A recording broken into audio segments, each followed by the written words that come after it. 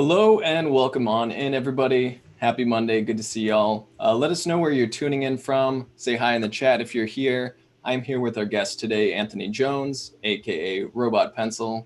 Anthony, thanks for joining us. Appreciate that. How you doing today? I'm doing great. Thanks for the introduction. How about Awesome. yourself? I'm doing pretty well.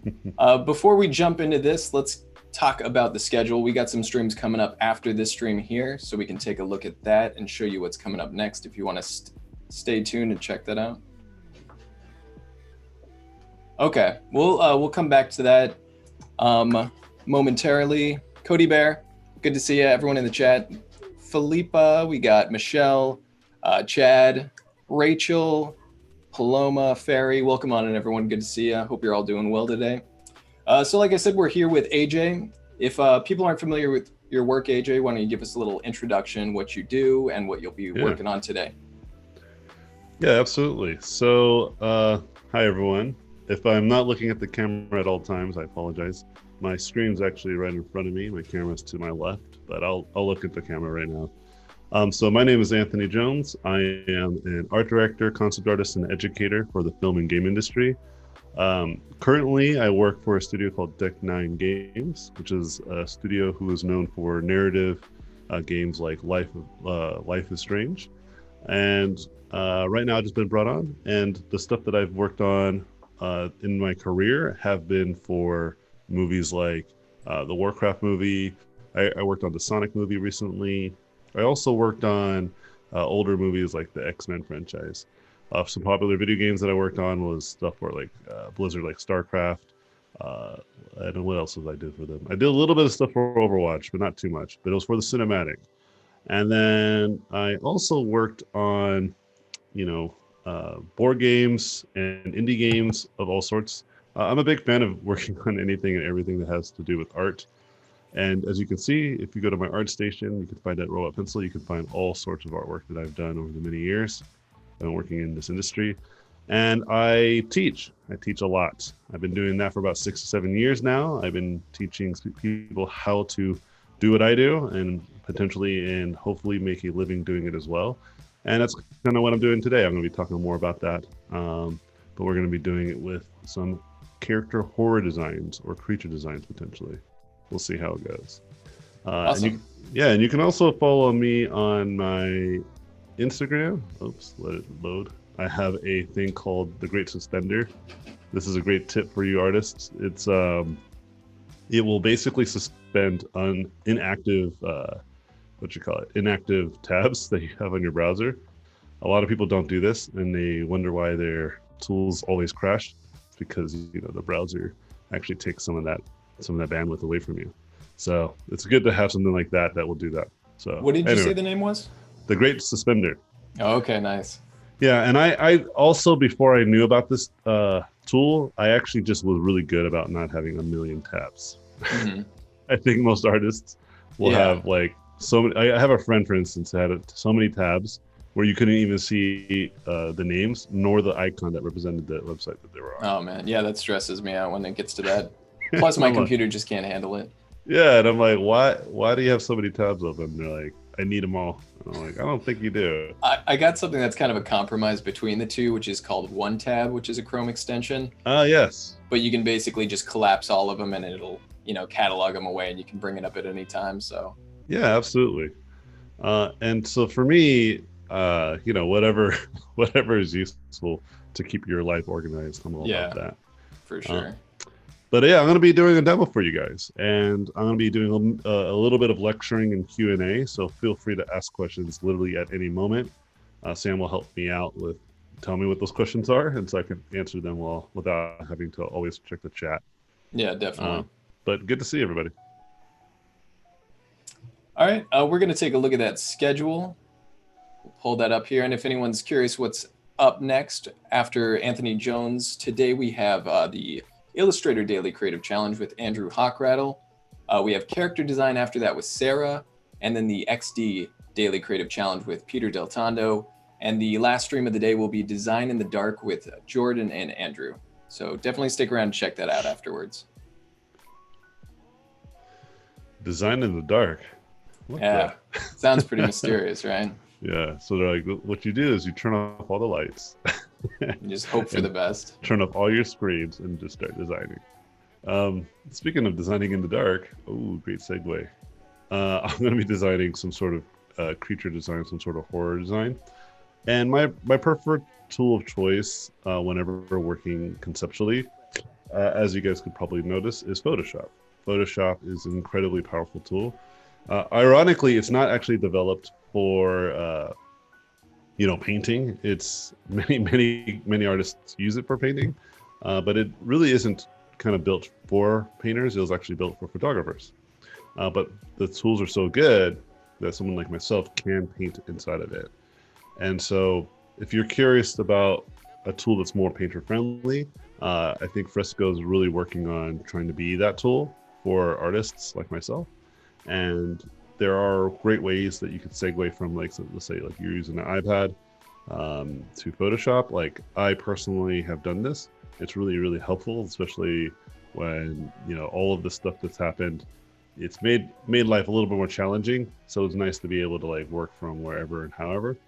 So Fresco is really cool. You guys should check it out. But I will be doing primarily my demo in Photoshop, specifically because it's my weapon of choice, and I'm on my work computer right now, so I can totally just begin the way that I like to, which is in Photoshop. You do a decent amount of work on the iPad, or is it mostly PC for you? I do a lot, man. Yeah, I think it's about like when and where. All right. Mm-hmm. So like during the day, like I will work on the PC because like it's the day and I can, you know what I mean? Mm-hmm. But sometimes like during the day, maybe like lunch or when I take a break, I'm hanging out with the kids, and especially now they're like, helping out watching the kids during the day. Um, I can just do it from my couch, you know what I mean? Yeah. And when I draw from my couch, it's really convenient. So like the kids will be watching the TV show, my wife might be watching the TV show or whatever. It doesn't really matter, and I can just be hanging out, even if I'm not actually, you know what I mean, like not actually 100% aware with my surroundings. Like my wife told me like just me being there is really nice. Even if I'm not like talking to her, whatever, right? Mm-hmm. It's just that company. Yeah. And so that's really cool. And so then that allows me to work from wherever, right? Sometimes I go out, like I got a little puppy, and sometimes I take him to the garage and he just chills out there, and we just chill, and he just like kind of runs around being a little puppy. I can have my iPad there and just kind of work. In fact, I have like meetings and stuff on my phone while I'm on my iPad. It's like my to-go workstation. Very You nice. know? Yeah. It's nice not being tied like to your computer at all times, because like you said, even around the house, I've done that too, where if I can just work out in the living room, it's like I'm not hiding away in my office, away from Yeah. everyone. So it's nice to have that Yeah. flexibility. Yeah, and I wanted to kind of segue a little bit about like, although I'm doing creature design and that's kind of what I'm doing, I wanted to also just talk about the challenges that I think a lot of people have been facing, designers especially, of like working, with these crazy times. And Mm-hmm. one of the things that I always give people advice on is that art is one of those things where it really is a way to escape, and it's also a way to kind of have your voice kind of being heard. And I think a lot of times today we see a lot of just mostly bad news. You know what I mean? And a lot of it's really important to hear, and I think it's very valuable to have these conversations. But I think we need to start balancing out from the art side. Like, I don't think we are doing our jobs as effective as we could to kind of help inspire, right? And to kind of remind people that there's some positivity out here, right? Mm-hmm. And there's something worth fighting for. Although I'm designing like a creature that looks like it would eat you, but it's the kind of thing that like people are excited to go like be engaged with. Is like entertainment. Like that's something that we can't do anymore as much. Like we can't go to concerts, we can't go to like the theaters as much. I think some people are starting to go, but it was pretty bad for quite a while. And I think Yeah. that it was a great opportunity for many artists to just start to showcase their work and maybe bring some joy and some entertainment to people in a different way, right? I know for myself, I started a TikTok, and specifically the goal there was to start to educate a younger audience about how to become an artist, right? A lot of stuff on TikTok is really funny and really charming. I thought it'd be a good place to also just help and encourage education in the arts. So do you kind of use TikTok for like mini tutorials almost? Yeah, you only really get like a minute, right? And so Yeah. I'm just like, this is how I do a thing, and it's really broad. It's like one of those memes, right, where it's like how to draw an owl. First, you Yeah, start with a circle, then you draw the rest of the owl. for sure. It, Yeah. it very much feels like that, but I think it still is pretty helpful and very inspiring to many people. Yeah, and it's You know it's what I mean? kind of it's nice to see that like process, even if it's really quickly, because you get a good overview. And I Yeah, was kind of curious if TikTok, like I remember you posting on social media sometime back about starting it, and I was kind of curious, like if artists really took a hold of this, there's some interesting potential, I think, for the format of TikTok that I don't know if a ton of artists have flocked to it yet. yeah, sure. So, on this tangent of thought of like, we really need to start spreading the word. TikTok is one of those places where I still feel it's relatively charming. You know what I mean? Mm-hmm. If you go to a lot of other places, really there's just a different kind of tone. You know what I mean? Depending on what your social poison is. Some people like Instagram, but they have their own kind of tonality that people like really like will lean into. I like Instagram specifically because my Instagram is mostly artistic. Most of Mm-hmm. what I see is just other artists, and I think it's one of the best platforms out there for artists. Absolutely, it's all about images, and so sharing images is what most of us do, and so it's probably a good place to start, right? Yeah, for sure. Uh, but then but there still would be things there where it's just still not like kind of an engaging like a TikTok video is, right? TikTok's very interactive. You can duet it, which is like basically comment with another video, right? Mm-hmm. You can also, like take the sound and then make your own like remix of it, right? So basically, if I said, draw a giant triangle and make a monster in it, and I say something interesting or profound, someone can take that audio and make their own video based off that audio. So it creates this kind of virality that's creative and interesting, you know. Hmm. Yeah, I But wasn't familiar with that part of it. yeah, like they do with music all the time. That's the whole thing, right? Like it's like you have somebody make a song, and then they'll take that song and then they'll just dance to it or make a comedy spoof or whatever. It's essentially like supposed to be like some sort of digital karaoke, right? Okay. That's what it originally was supposed to be, but I think people just obviously evolved it to what it is now. So, for instance, I think one of my friends, Tyson Murphy, what he did was he took one of the video tutorials that I did and he duetted it and he followed the tutorial. And like I said, like it's basically me saying, "Hey, first do this and then do this and do that," and then he did it, and it's like a video side by side. And that's something that there's no other really uh, like social tool that does that. And I think that's really powerful. And it's very positive. It's very charming, you know? Yeah, And that's interesting. yeah, that's why I was kind of bummed out to kind of hear that there was some potential, Yeah. banning of that software. Now, whether, the allegations of the problems that it has are true, I think that's still pretty true for most software social apps out there. I think it's just that it wasn't American made that I think people felt a little bit more, a little bit weird about it, you know? Mhm. But I think they are starting to come to some sort of agreement. So I think that it will still be around. I highly doubt that it's going to go anywhere. It's too popular. You know what I mean? Yeah. How conscious are you about like utilizing social media or keeping an eye out for the next big one? Do you think about that a lot, or do you just kind of go with the flow? I don't think about it a lot because it becomes obvious. Like I'm not of that target demographic that should know about TikTok, Hmm. right? But yet I do. It's because Oh, it's just so popular, you know. yeah. And even before it became super super popular, I knew about it just because it was still very popular. Like I knew about Musically, which was what it was before. You know what I mean? Hmm. And so I think for me, the way I like to think about social media that I think a lot of people do not think about social media as a tool, right? Right. And if you think of it more as a tool rather than your personal identity, I think you'll have a better and healthier relationship with it. Okay. Yeah. Like, you wouldn't attach your social identity to like old school rotary phone, right? Like, those old school phones that we used to, or like a pay phone. Let's just use Hmm. that. For those of you who do not know what a payphone is, it used to be these phones that were in the middle of the street somewhere, and you would just walk up to it and just call it somebody anywhere at any time. Um, but you would have to put money in there, quarters, nickels, dimes, like coins. What's a coin? Yeah, and but you wouldn't attach yourself to that tool personally, right? Like it's just a tool to call somebody, right? Hmm. And I think when people look at social media, because the way that social media is, the infrastructure of it, right? It's focused on this premise of like, what you call it, like it's your personal online personal identity, right?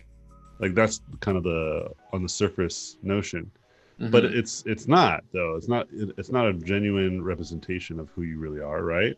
In fact, this is what I think uh, is one of the most dangerous parts of it is that people will uh, create these personas, and then they either will believe them or they will project other personas onto other people based off of what they see, you know, Hmm. which I think it causes a lot of rift on the internet. This is what we see a lot of. But for me, I'm like, no, it's a tool. Like, okay, so what does that mean?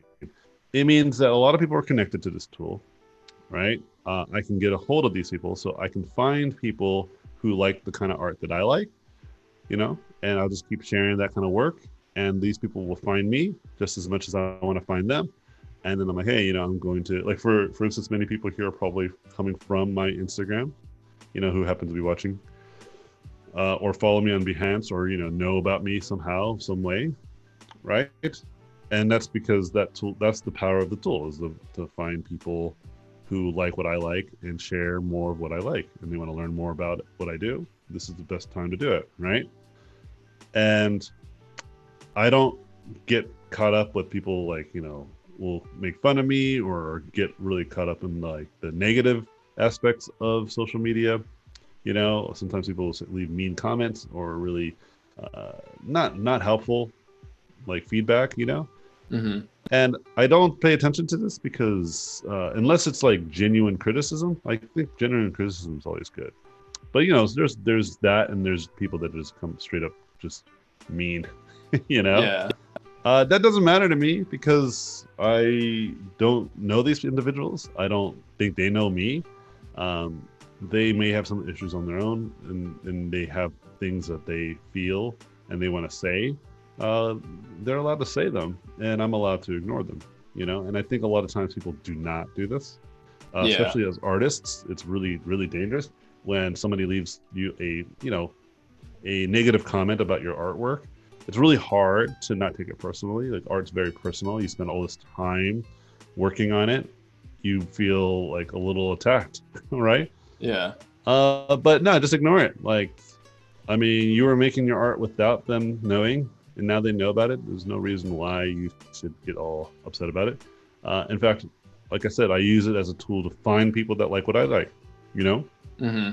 Yeah. When you said you use it as a tool, I mean, I think that's kind of how I view it too. Because once you start engaging with the negativity and the people who are just trolling, it just becomes a waste of time. But if you just Yeah. utilize it for the positive benefits, which is putting your work out there, connecting with people you want to connect with, ignoring all the other stuff that just kind of comes along with being on the internet, I think Sure. that's definitely the best way to go.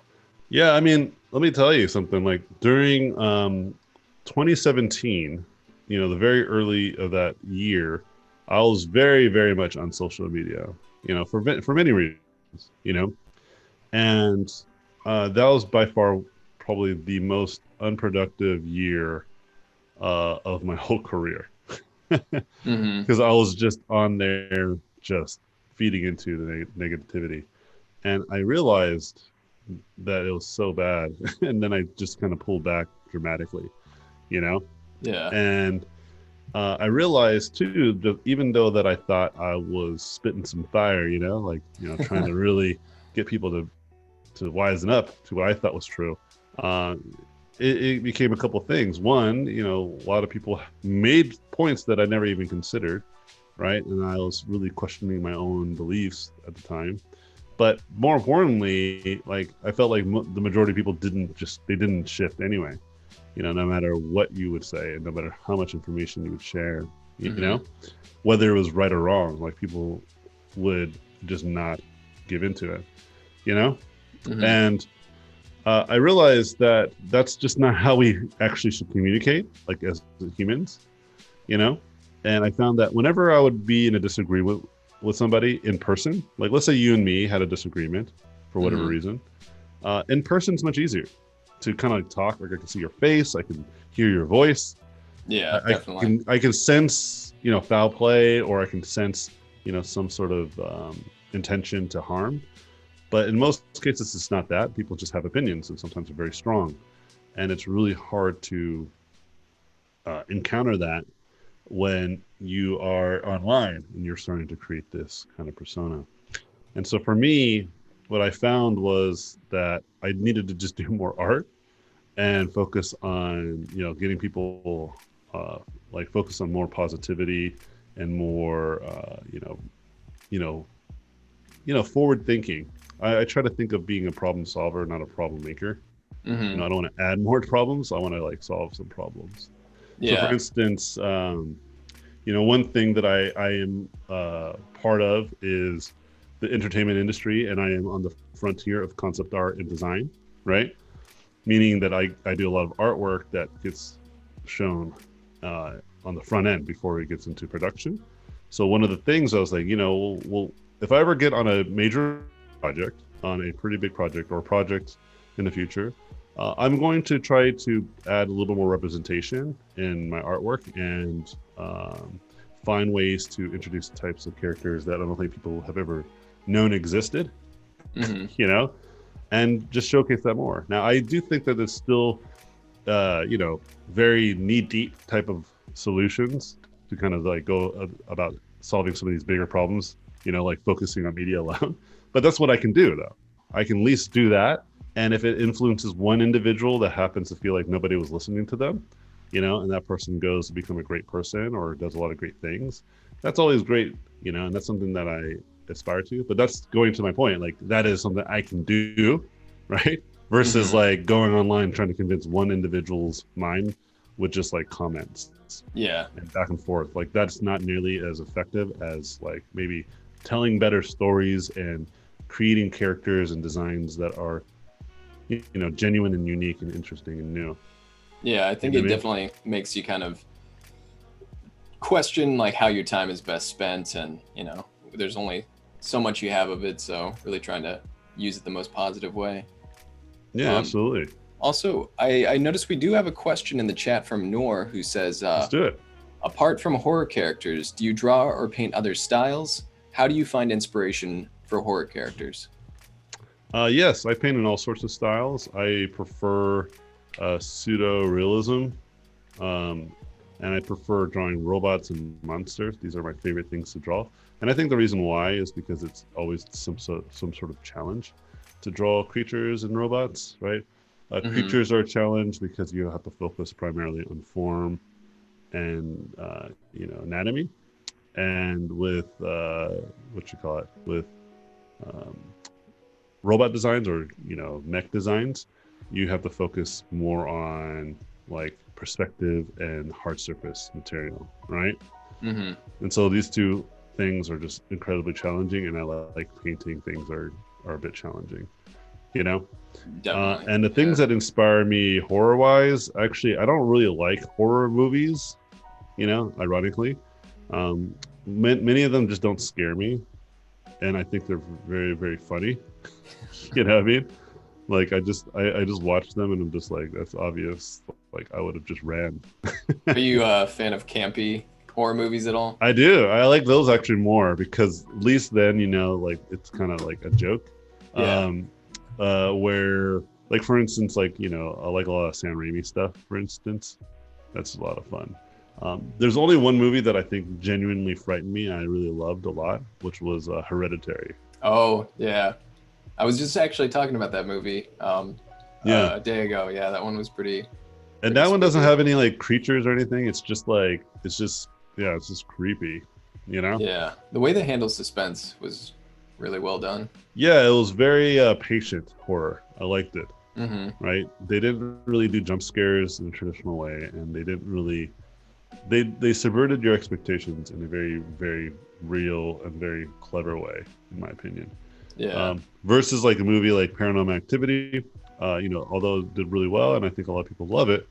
That movie didn't really do it for me because it's just like cabinet slamming and stuff. It's just not scary to me. You know Hmm. what I mean? What's more Yeah. scary is just kind of like a little bit of unknown terror, like existential terror that always gets me, versus just you know, oh my god, somebody moved the pots around. You Yeah, they know? definitely have like a different approach to how they kind of go for the scare factor in it. Yeah, and so for me, like this, what makes this terrifying uh, for others, I think, is mostly the ambiguity of its forms and why Hmm. does it look this way? Like what, you know? Yeah, it's It's almost got got like some shrimp human hybrid going on. yeah, it's too much of too. There's too many things going on that don't belong together that makes it feel bizarre, and that's kind of the stuff I like to draw. But it doesn't necessarily mean I'm like all about scary movies and stuff like this. Um, I love the types of movies I love are more like high octane action movies, Hmm. like the movies that I think most artists hate. For instance, like the Fast and Furious franchise. I love those Okay. movies, man. I And grew up on like 80s and 90s action movies, so oh, dude, there's always a spot in absolutely, my heart for that. yeah. Like I'm all about those types of movies. Like the Transformers franchise. I'm a big fan of Hmm. Fast and Furious. Um, like let's look at like some classics, like you mentioned. You think about like all those like action hero movies where it's just like, oh no, I'm stuck in this elevator. It's like elevator of hell, and then like that's the whole movie. It's just Yeah. about like fighting an elevator. Hold on, my dog is barking. Oh yeah, no problem. Paloma in chat says also reminds me of the monsters in the labyrinth. Yeah, absolutely. I I, actually have a question. uh-huh. I might head downstairs just for like 5 minutes for like a doggy break because my dog will cause mayhem if he's not near me. So I may take a little break. I won't be gone for too long because I just let him go in the garage. Hmm. But I'll be right back just in case he keeps barking. I think I do have to take him in a little bit. He seems cool right now. He's chewing on his toy, but I don't want him to have an accident in his crate. Okay. But I won't be gone for too long. He's pretty good about like going and then like I'll bring him back up. If that happens, I'll just full frame this image, and then you can get kind of just entertain the crowd with juggling or something. Are you saying But that's something you may have to do now or just in the no, just coming up? probably soon. But Okay. I just want everybody. I'm sure everyone else will be pretty okay with that. Gotcha. Someone in the I audience is like, "How dare you?" I Like did you, have a question about your process here.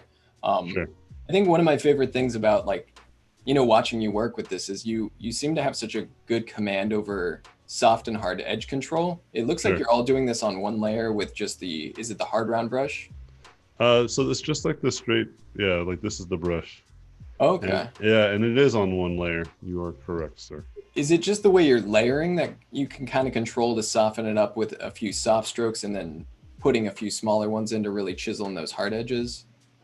Yeah, so one of the ways to do this type of thing, uh, unfortunately for many people who are probably listening, is just straight up like long hours of painting practice. Hmm. Okay, because the way that I'm doing it is very much what you explained, right? I just add on and take away. But here's a cool point. At any moment, I can make a huge change to this design. Like for instance, add another arm, right? And this is something that's really challenging to do, let's say in like traditional art, right? But I can totally add like a different arm, as you just see me doing. I'm just adding it in, And I'm just following along the fundamentals of painting and designing that have been around since like the Renaissance. I'm not doing anything here that's crazy, like innovative. It's just good old fashioned painting, right? And the reason why I said it might be a little bit disappointing uh, or unfortunate is because a lot of times I think people want to hear, oh, no, there's like a thing that he is doing that is like clearly I just got to do that too, and then I'll be painting just like this guy, Mm-hmm. right? Or a good example of this is like, oh, what brush are you using? This is something that people always ask, and it's totally rational, right? Especially because it's a tool. It's like the tool. There must be something about the tool that might be adding to this ability to paint well, you know. And I do agree with that. Tools help, right? For instance, I'm using Photoshop. I'm not oil painting, right? I'm using a PC. I'm not using a Mac. There's rationale between all this stuff, right? But but even if I didn't have Photoshop, if I was using something else, right? As long as I have access to a couple things, the ability to pick a color, right, and the ability to add some sort of opacity, I could paint pretty efficiently on most tools, you know. Mm-hmm. But even if I didn't have either of those, like if I couldn't pick a color, there's only one color, and I can adjust the opacity, like it's just got to be stark. That's basically a pen, and I can draw too. I can draw fairly well. And so the advice I usually give people is, if you want to get really good at whatever, it's just a lot of practice. And Yeah. I know there's like a lot of things out there too. There's this really funny meme that's like, great artist gives advice to student artist: practice, and that's it. That's all it says. And there's two camps of thinking here, right? One is like, yeah, that's pretty much true. It's like a lot of practice. And the other camp of thinking that I think people hear as well is that, like, well, that doesn't help me though. Like, it's like there's so many things to practice. Like, there's so many things to get good at. Mm-hmm. Like, where do I start? Like, that's not good advice. Yeah. Like, what do I My focus on? Yeah, and my perspective on that is the advice. It is practice. Um, the problem is the mentality. We should talk about the mentality of it versus the effort of it, right?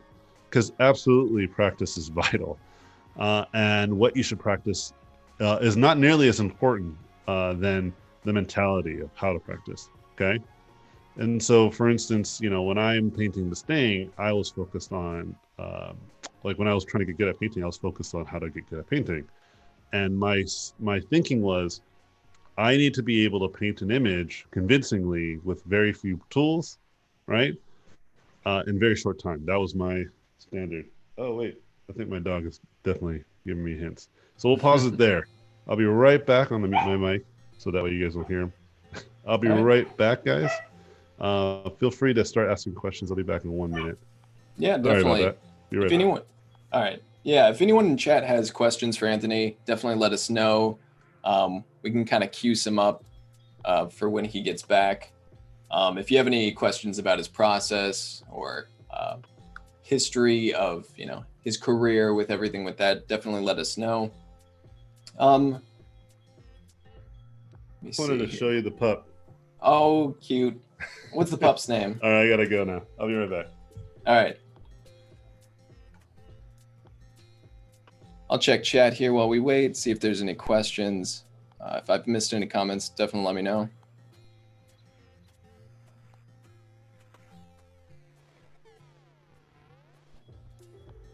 Yes.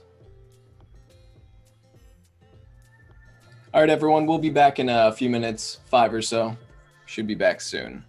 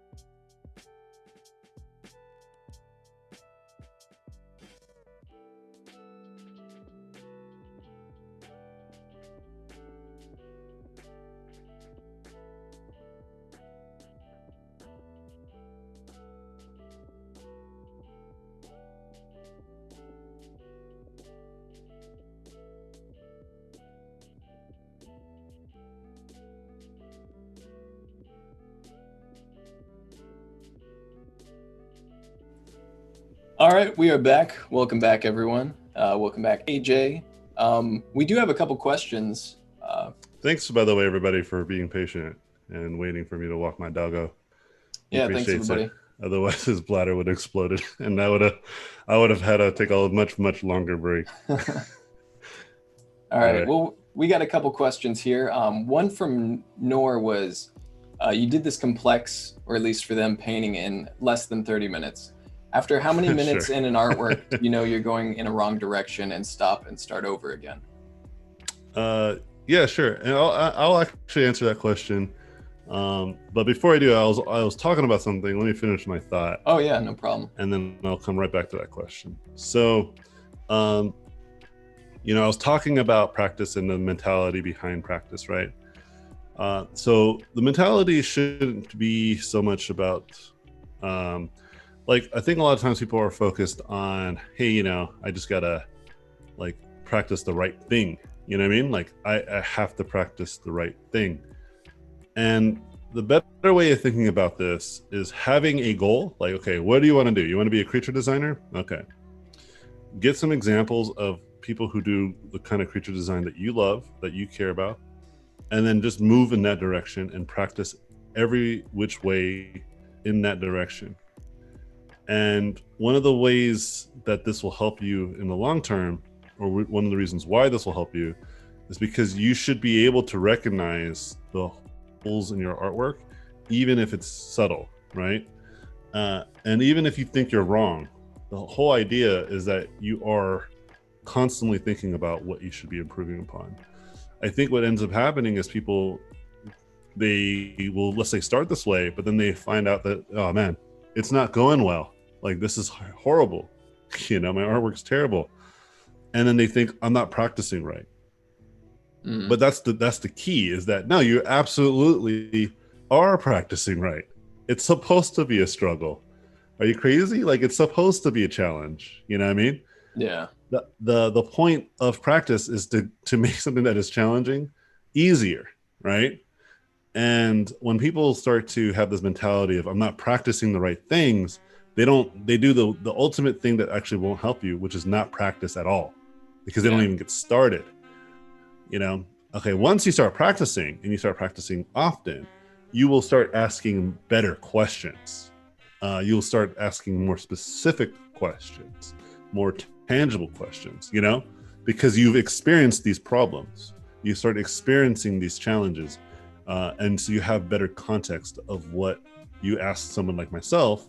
So when they tell you, it has more bearing, it has more weight. Because here's the thing, it's not like I knew what I was doing when I first started, right? It wasn't like, oh yeah, I practice all the right way, guys. Mm-hmm. Like when I first started in this industry, I knew all the best ways to practice. No, I remember practicing ultimately what I believe to be the wrong way for about like a whole year, which was ultimately just copying a lot of my images. I wasn't studying and actually learning how to draw. I was just drawing what I saw, Mm-hmm. And when I discovered this is because I tried to do my own original concept and I couldn't design anything at all. It was so challenging. So then I changed my way of studying. But here's the thing. That year of studying, quote unquote, badly was a great lesson. It actually helped me understand why studying the way I do now is more effective. Definitely. Yeah. Like, I started learning what not to do. People think of only positive reinforcements, like just thinking of only things that will, positively influence them, right? Where it's like, no, negative influences have some bearings too, right? A good example that everybody can understand is like putting your hand on the stove for the first time. Like, let's say you never knew that it was hot. You touched the stove, you burnt yourself. That is negative reinforcement, not positive. That was not a positive experience. Mm-hmm. But now you know not to put your hand on the stove. That's a lesson learned. My son is so funny, man. Like, I got him these cleats, right? Because he's really into soccer now, and like we've been playing a lot during quarantine. I've been taking him out to the park, just kick the ball around. It's great. So we got some cleats, and at the park there's sidewalk, right? And so he kicked the ball past the sidewalk onto another, like into the bushes. So he just runs full speed, with his cleats to go get the ball.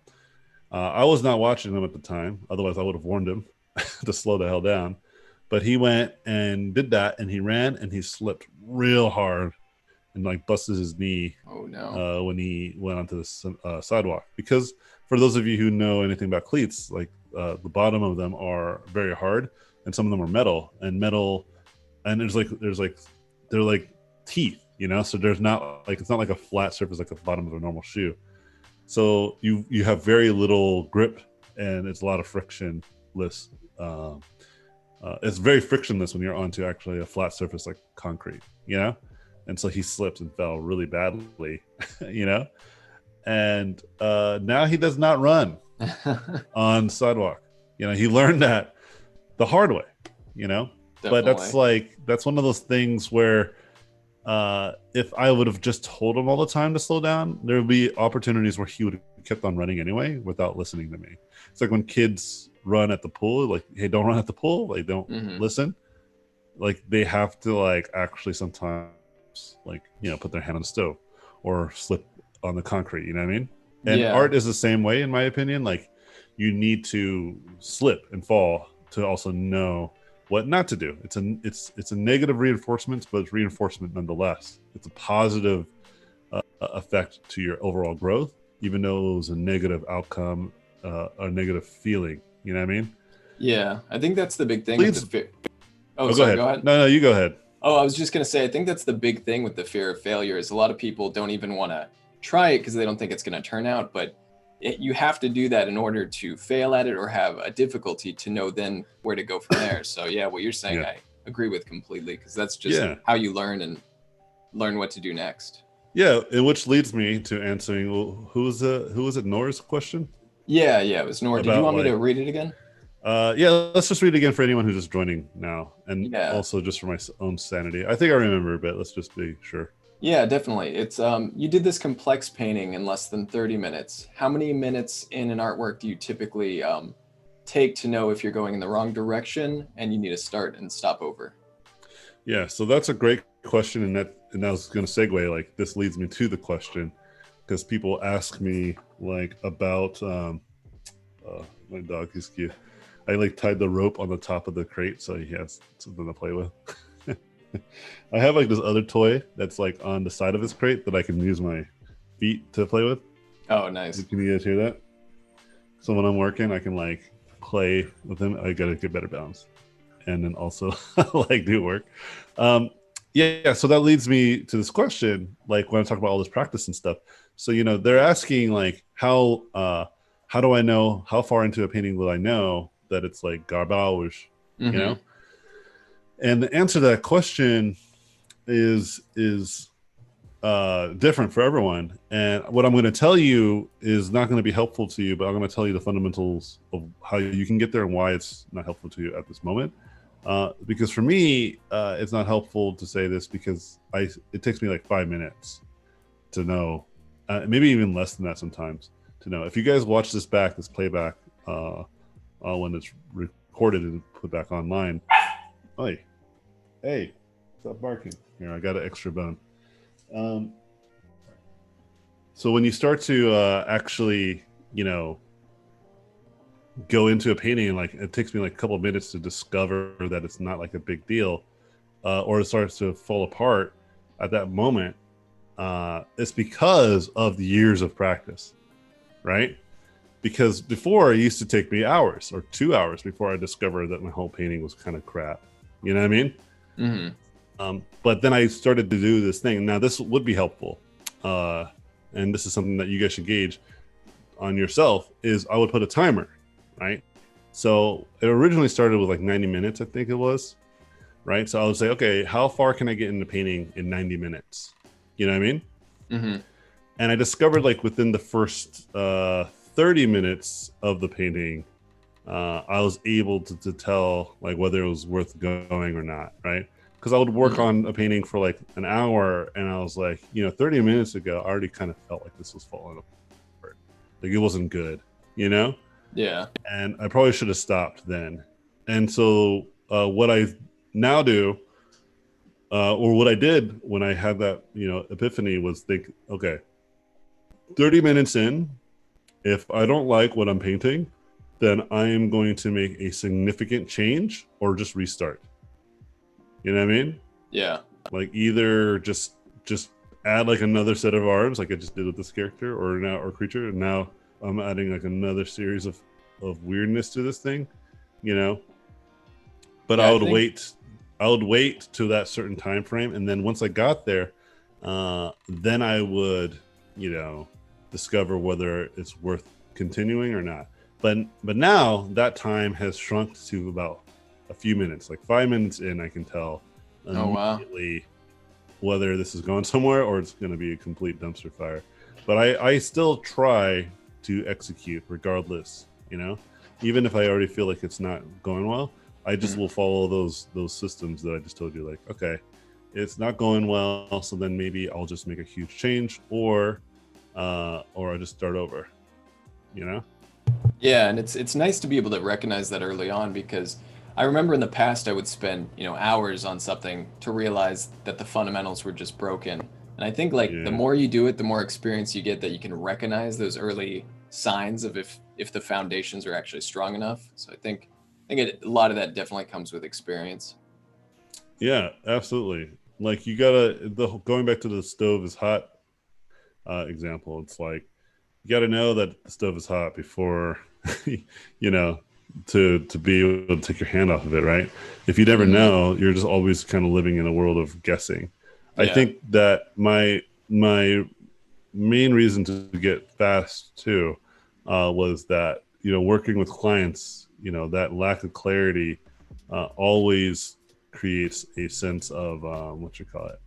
It always creates a sense of confusion with the client, Hmm. um, that if they don't know what they're looking at, they're always going to give you some ambiguous feedback, and then that ambiguous feedback is not good feedback, and then you start to go off of that ambiguous feedback, and it may make huge changes to your artwork that you may not actually understand how to execute on, or they don't your client themselves might not actually like it, and then you start feeding into people's insecurities about their own artwork and their own art direction even. Hmm. Maybe the director starts to feel like, oh man, maybe I'm not giving a good art direction, so then they get defensive on their end. Hey, what is it, you want to go out again, dude? Pup wants to be on the stream. I know. But that's the way that I would answer that question. Yeah, do you want to be on the stream for a second, bro? Here, Yeah, we had another question that kind of I think segues from this topic pretty well, which is Brendan asked earlier, do you always render in black and white? And I was kind of yeah. curious, is that part of something that you attribute to a fast process for clients? Uh, I prefer black and white because it's really non-descriptive. It's like once you add color, people have opinions, Yeah. and Yeah. and sometimes those opinions, like the color, like will drive people's opinions in a way that doesn't actually help them either.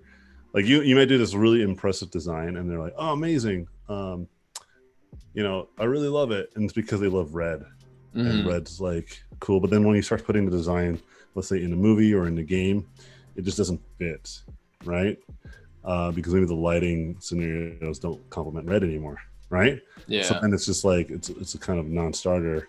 But then let's say the opposite happens, like you do a really good design that can probably fit fundamentally and graphically in most situations, but because you put green on it, they're like, I don't know, it feels weird, Yeah, I guess it right? really allows them to focus on the shape, the silhouette, all that kind of stuff, the core Yeah, design. yeah. Let me show you. Let me demonstrate like how quickly people's opinions of this image will change just based off of the colors alone. So I'm gonna really increase the exposure of this, so that way I can add in colors pretty uh, like aggressively. So like if I start to do something like this, and start to paint something that I think people will have a positive reaction to, especially with this type of design. Let me go ahead to the eyedropper and let's do current layer only.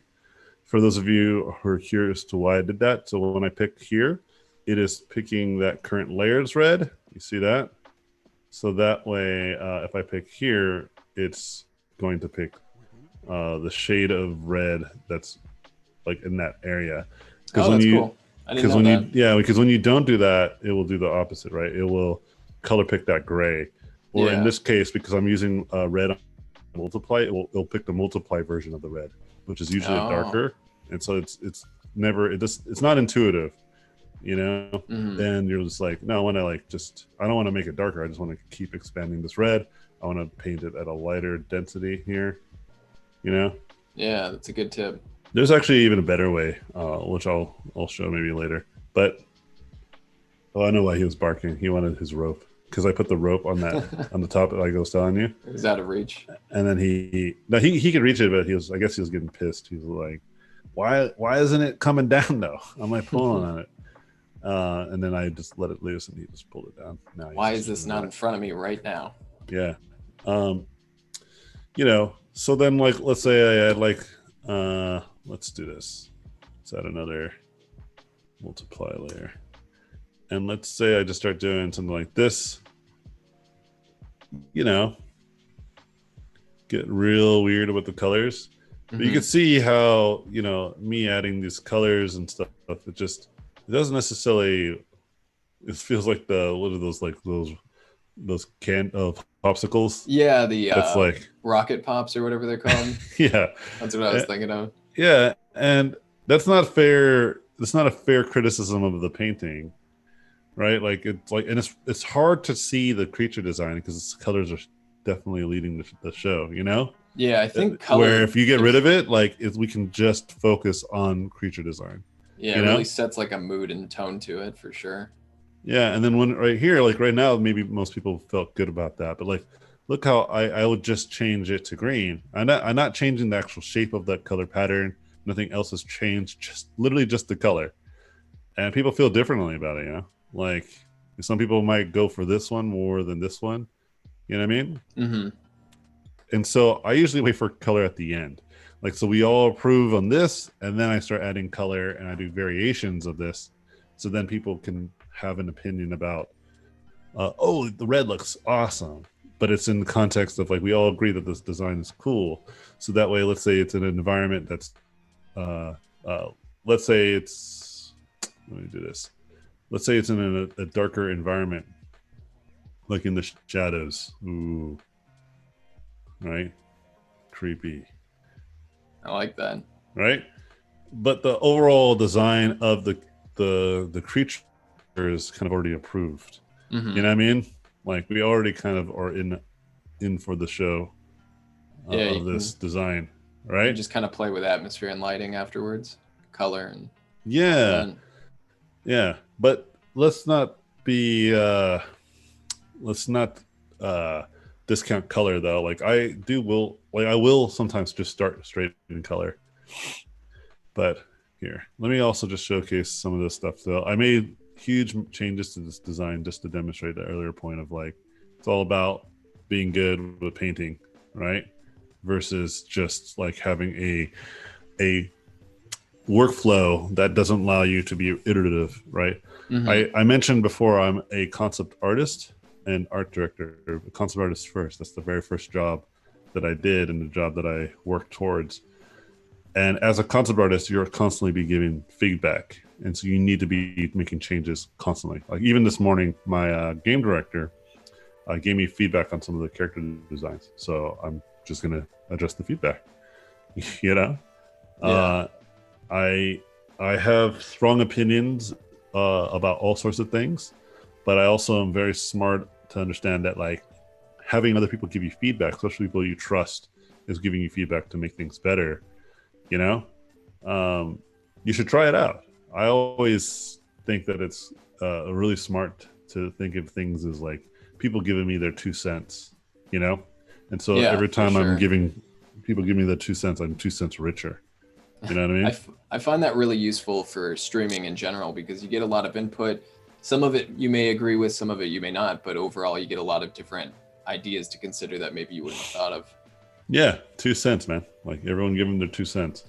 Some people are giving dollars, you know, they're giving dollars worth of information, sometimes hundreds, thousands of dollars worth of information. But either way, you're getting a little bit richer if you're taking some of that information in.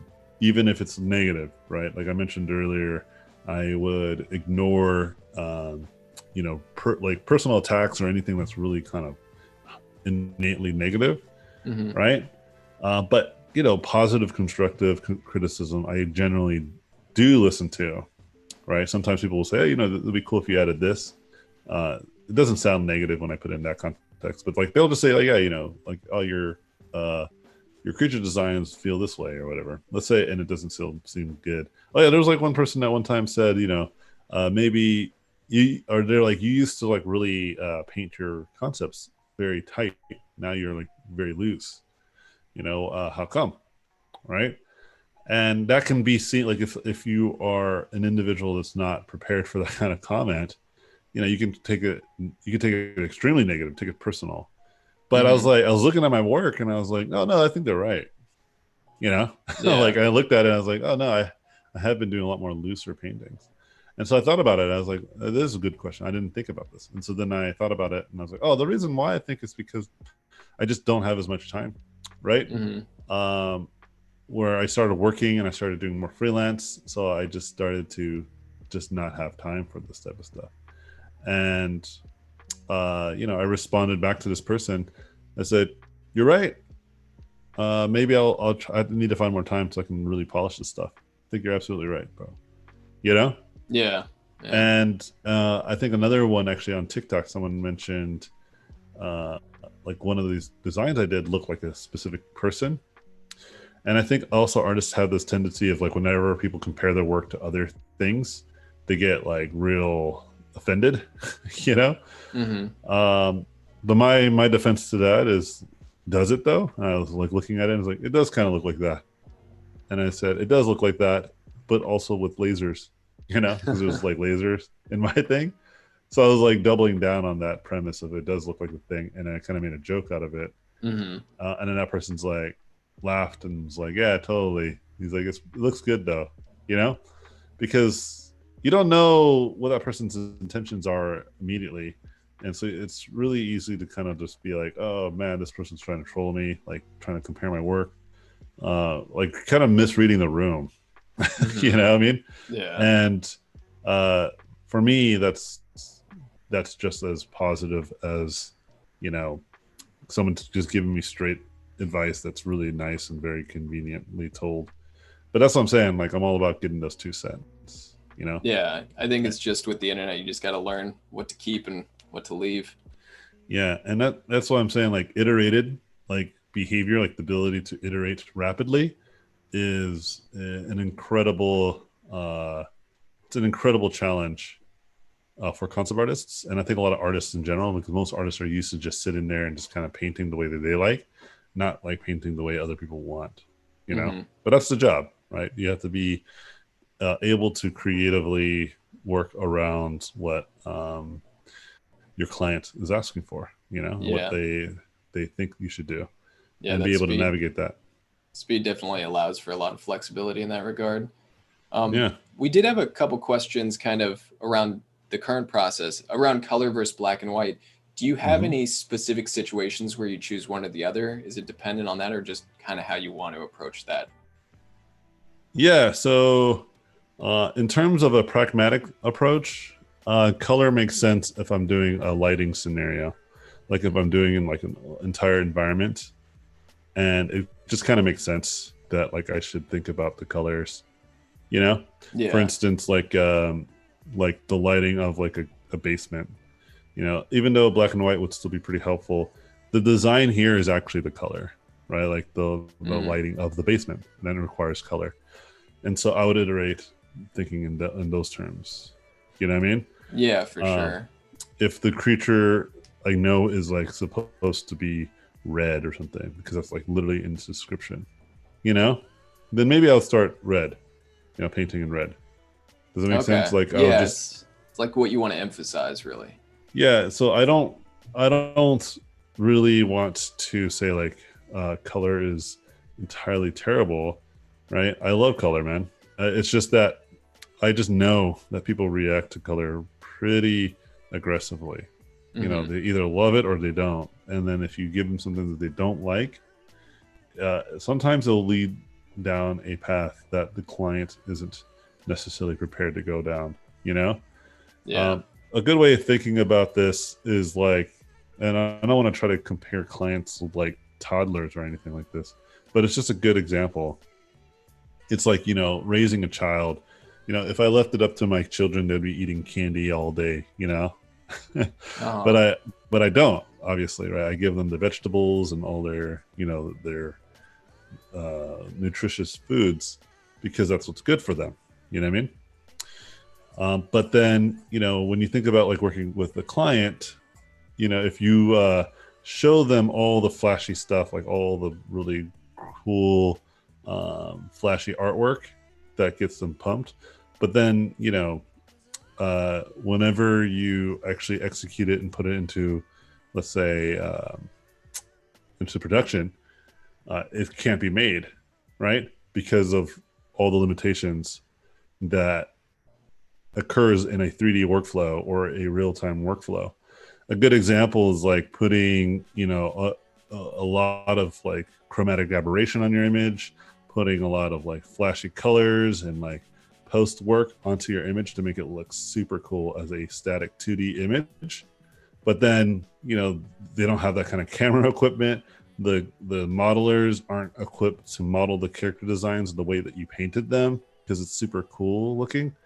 But it's like the game's not going to be, or the movie's not going to be super painterly. You know what I mean? Yeah. And so it's not a true representation. It's more of like an expression of the work, right? Mm-hmm.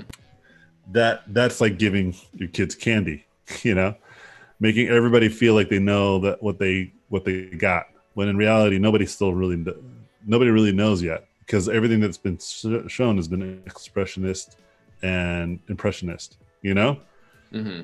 Where for me, like I give a black and white image because I'm like, let's approve this design unbiasedly, like without looking at any of the colors and all that stuff, right? Let's just look at the design and does it work purely in black and white? If it could work good in black and white, it's going to work great with whatever colors we put on it. Definitely. Yeah. And so for me, like that's one of the main drivers is like preventing the giving of candy to your clients because it's like they don't know how to give art direction in a way that's artistic. You know what I mean? Like a lot of these people just do not, and it's not their trade. Their trade is they know when they see something good, Yeah.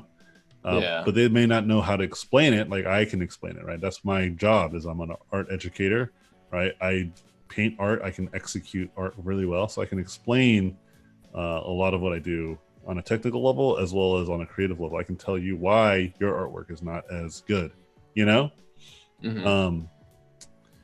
And I've only been put into an art director position in the last few years, and that level of education and ability to understand art is truly helpful. But I'm telling you guys, like that's just not how the industry is. It's not full of people who are artistically fluent. Don't get that confused though with people that aren't artistically like tasteful, right? They like it doesn't mean that they don't have good taste on what actually will work or have maybe good market education, like they know who the market is. So when they're looking at what you show them, they know that the market's not going to like that, even though you're Yeah. just I'm making something that's like really challenging the convention and all that stuff. Like ultimately, if people don't consume it, like it's a bust in terms of a product. Mm-hmm. Maybe it's a cool art project, but not necessarily a cool actual product.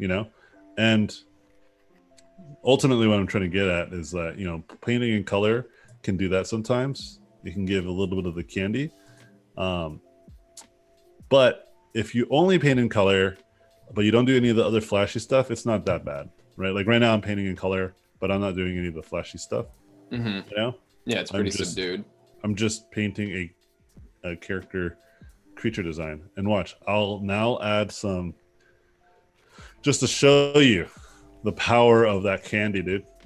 I'm gonna add some lighting and some post effects on this, and it's gonna make you feel like, man, it's great now, But it's like only if it's put into this situation, I think it's a good design. Ultimately, that's why it's going to work. But like, even if I didn't do a good design, actually, I should do an example of one that's not so great, just so you guys can see the difference. And so like, you can see like, oh, this is like a pseudo bad design, but it still feels cool. You know? All right, but let me go ahead and show you something real quick before we get into it. Is there any other questions? Yeah, we had a couple. One of the more recent ones from Brendan is, how often do you revisit traditional figure drawing? They said another concept they have trouble with getting students to work on is understanding real anatomy before distorting it. Sure. Do you still do like traditional figure drawing? No, just because I've become, complacent with my abilities thus far, right? Mm-hmm. And another way of thinking about this is that I've like I don't need to take lessons in walking because I've been walking for so long that I just know how to walk. You know what I mean? Mm-hmm. And so the same kind of thing applies with like figure drawing. Like I used to do figure drawing so much, pretty much every day for like a year and a half. Okay, so to this person's point, like the importance of figure drawing should not be underestimated, especially as a character or creature designer. Okay, but at some point, I mean, unless you're trying to be like a medical expert, right, or even like a figure drawing expert, uh, you only need to know enough, right, to make a compelling image. Does that make sense? And as long as you make a compelling image, I don't think you don't need to be that religious about how much anatomy you do. And it doesn't hurt, by the way, if I was to still do figure drawings even to this day, you know? But Mm-hmm. I guess the caveat is that the reason why I don't is because I am all constantly practicing my craft as I work. You know what I mean? Like when Yeah. I work, like I just get better at the thing that I do professionally, you know? Yeah, you're kind of encountering those problems anyway. Yeah, I'm constantly just at arms with being better at art just as part of my job, you know? And so I think when you're a student, you're not really put in this position. So you have to it's a lot more self-motivated, to kind of get down and dirty with anatomy and stuff. Mm-hmm. But yeah, to that person's point, if they were to tell me is it important to study anatomy? Yeah, like I said, it depends on if you are character or creature designer. If this is true, then absolutely, this is probably by far one of the most important things you should be practicing. Yeah, You know, definitely. Look, it's a staple. The thing that I like to talk about this, or the thing that I like to talk about towards this is it's hard to draw what you don't know, right? So if you don't know how an arm works, like the anatomy of an arm, you know what I mean, then you're going to have a hard time like drawing an arm from memory. You're gonna have to always rely on reference at all times. You know what I mean? Mm-hmm. Do you need to go out again, bud? Yeah, it's nice to have that visual library kind of built up as a foundation. Yeah. Oops, I think I threw his bone. I got it. Yeah, his bones fell out of the thing. I appreciate everyone's patience with me and my doggo. Yeah, Yeah, no problem. he's still super young, so I don't want to leave him alone with my wife and kids, How especially old is he? because he does not listen to them. they'll be Oh, like yeah. they'll be like get down or like stop, and he just is like rah. So I'm still trying to teach him. Um, he's gonna be 12 weeks this month, Oh, okay. so he's still a little Very pup. young. Yeah. Yeah, he looks really big because he's a Doberman pincher. Oh, So, gotcha. oh my gosh, yeah, I might have to take him out again. But I'll answer one more question. I'll play with him with this little thing right here. Yeah, let's see. I think we have had one from Elizabeth who said, essentially, I think they were asking if a degree or an advanced degree is necessary to become an art director, or how much education is vital to those higher positions. I don't have a college degree. In fact, I'm a college dropout, so I don't think it's that vital. And I've art directed for Riot Games, which is a large gaming studio, Mm-hmm. and I art direct for this company, and they didn't care. You know. And so it's really up to the client to decide whether you are fit to work with them or not, you know?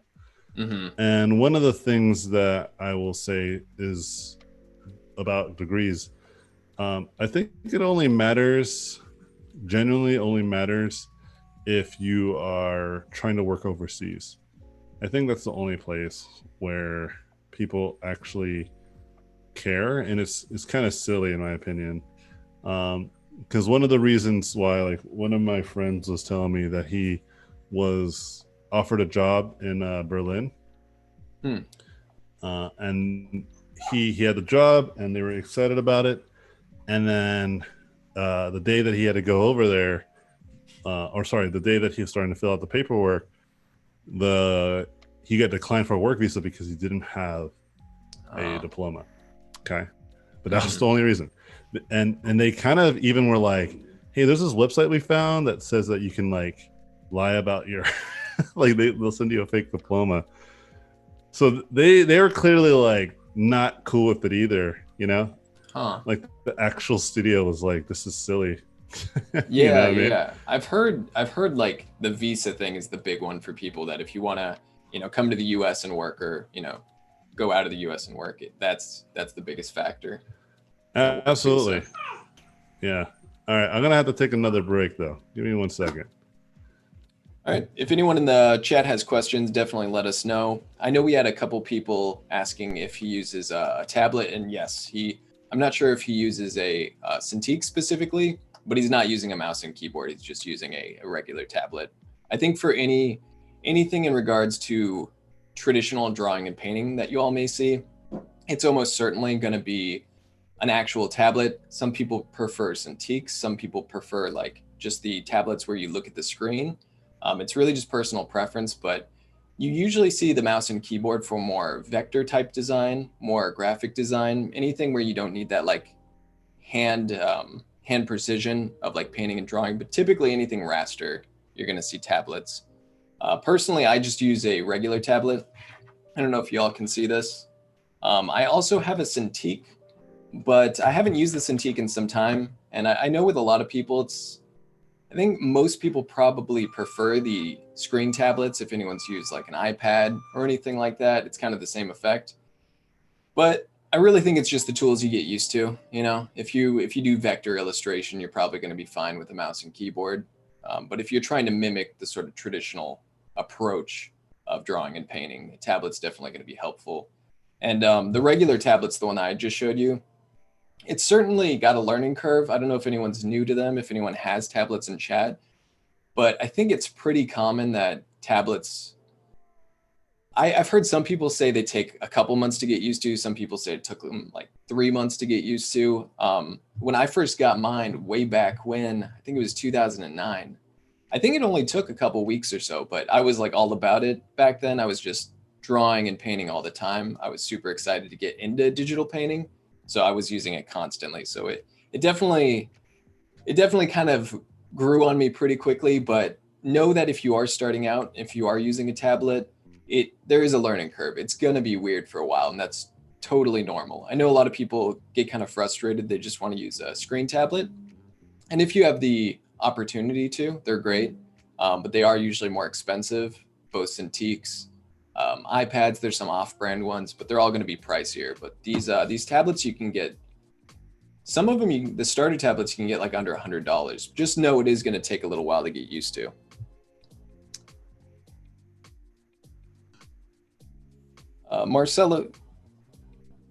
Marcelo says, I prefer my Intuos. I didn't like the brush delay on the Cintiq. Interesting. Was that due to the Cintiq, or was that like PC processing power issue? Let's see. Judy says, I have trouble with picture and set files saving different formats in Illustrator and Photoshop. All right, You mean like transferring one to the other? Welcome back, AJ. We're just reading some questions and comments from chat. Oh man, I appreciate that. Hold on. I think I found my pen. Okay. And yeah, once again, thanks everybody for being patient. I really appreciate it. I know everyone's like, probably, yeah, we get it, dude. It's like work from home's all weird.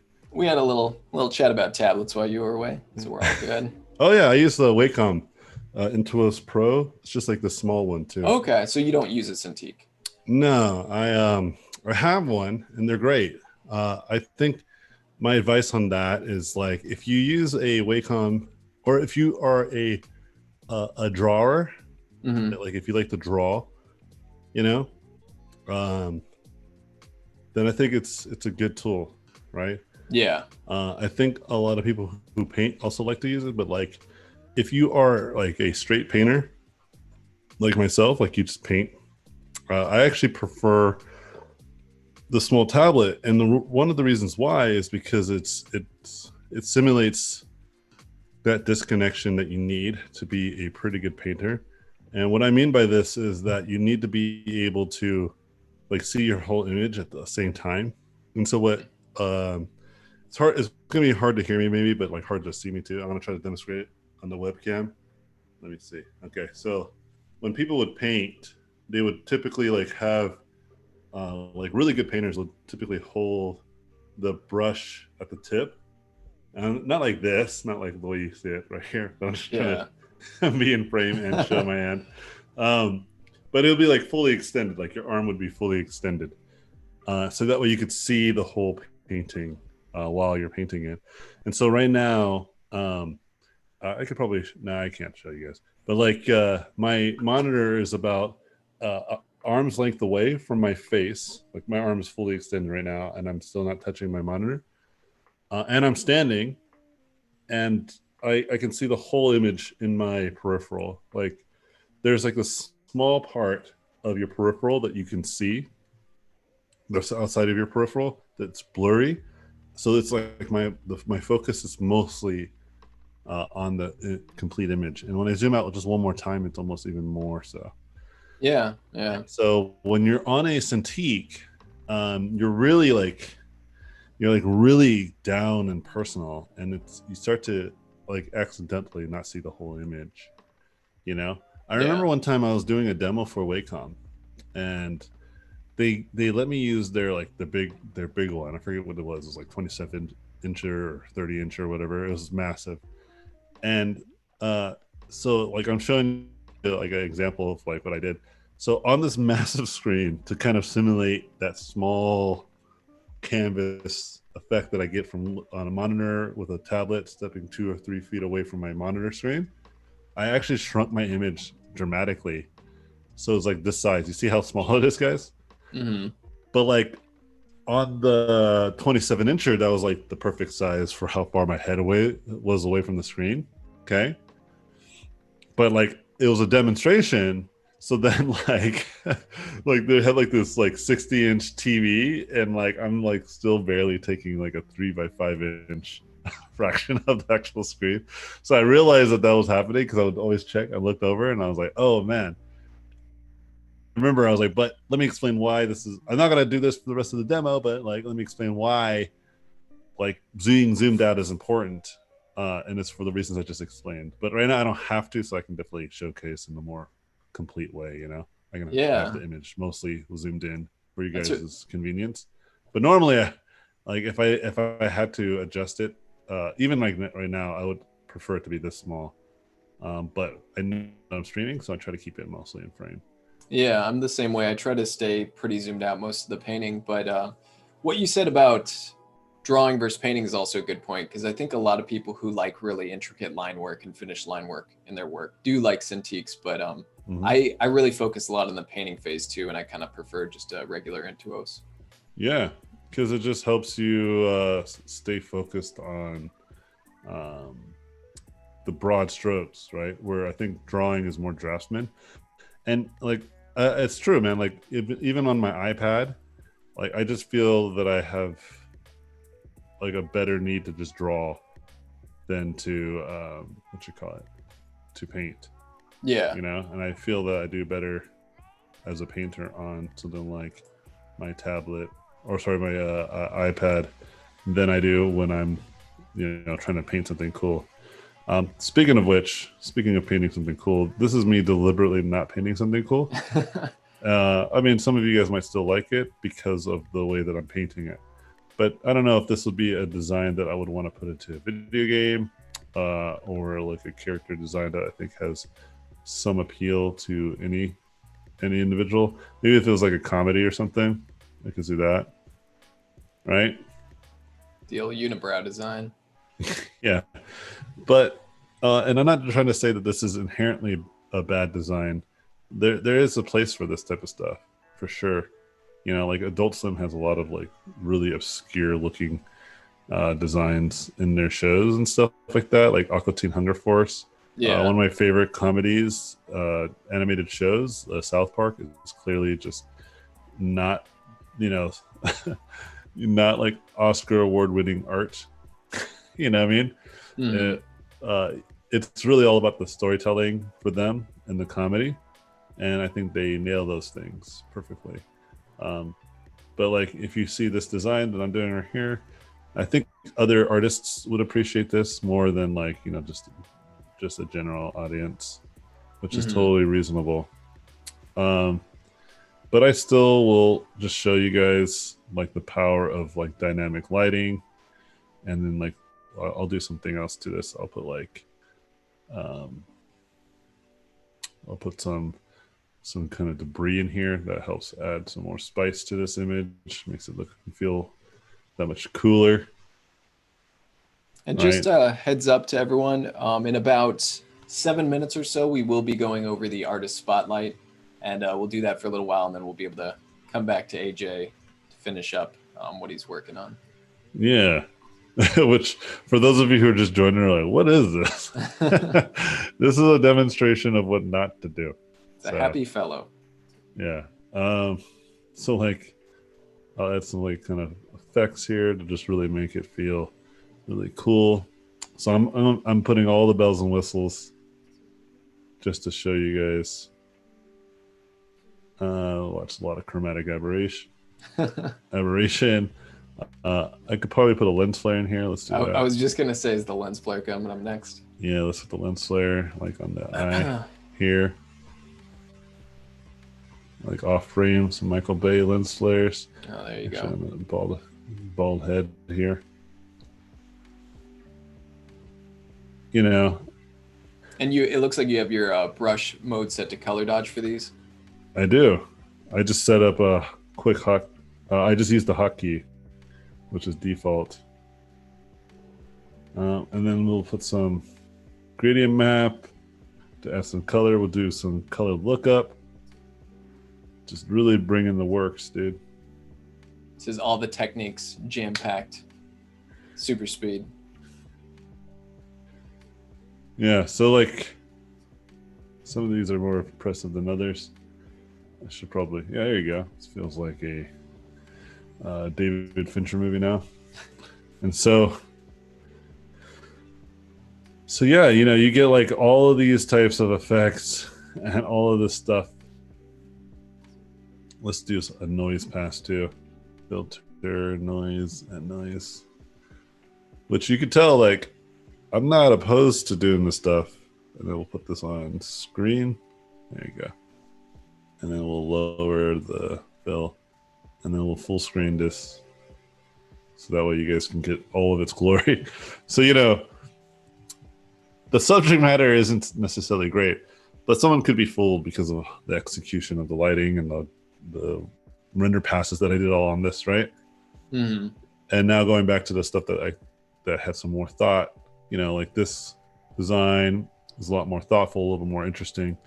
And this creature design that had 3 different iterations, even though it's not like beautifully like lit and did all that cool fancy stuff, that this image right here just really has a much more visceral reaction. But it's like that candy effect that I was talking about earlier, right? Mm-hmm. Where if I did all of that to this image here, which I will, I think I prefer this one. So let's do that. Let's go all in. Let's make this have all the funsies.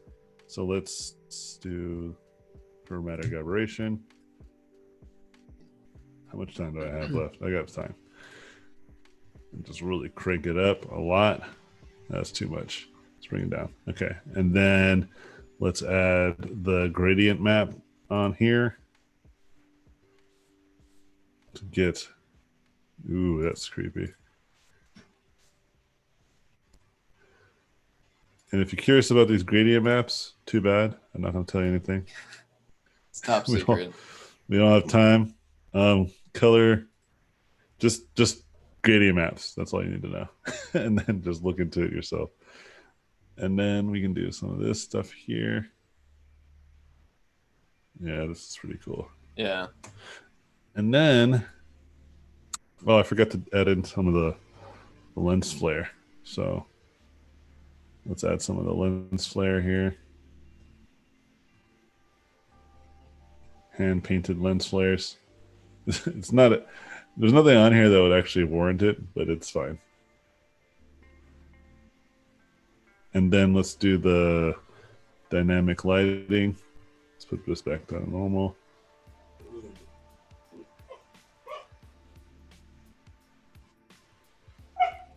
Oh my god, my doggo.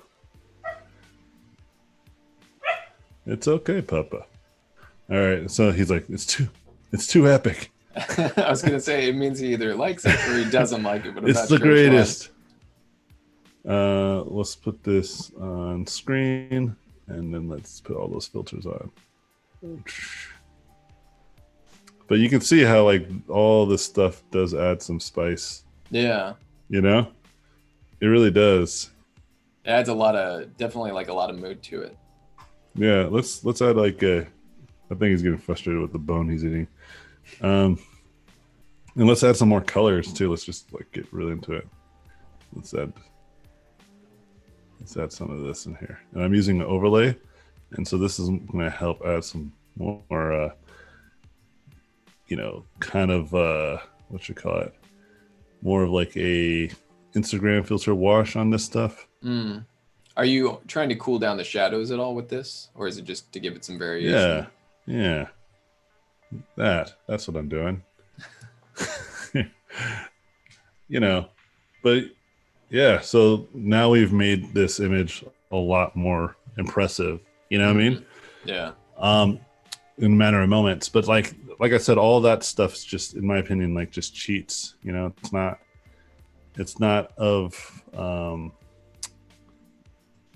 of true value. Like, trust me, if you work in the industry long enough, like I have, like you will do these types of images, and then when they start to actually be created, it's just can't be done. Like, either the tools aren't there to add this kind of noise filter, or the team can't, let's say, animate this creature. There's like a lot of things that need to be considered, right, when working on this type of stuff. Well, it's kind of cool to see all these processes just condensed, just to see some of the different options that you can use. Yeah. Now, I'm not entirely saying that you shouldn't do this stuff. I'm saying that you shouldn't lead with this stuff, right? Like, wait till this design is approved. Like I'll do like a variation of these designs, right? Like I just did earlier, and then I would come in and with like the gun show, Yeah. like, because this design, in my opinion, can work in any and all situations, whether they're lit or not lit. Because when it's not lit, it's gonna look cool. When it's lit, when it's like an environment with like lighting all over it and we can see it fully lit, versus when it's like in the shadows, Yeah. the design kind of works either way. It's kind of like design versus presentation of the design. Yeah. And then this would be helpful for like marketing, or even front facing for modelers and lighters, so they can see, okay, this is like the context that we put in. Yeah, that's really cool.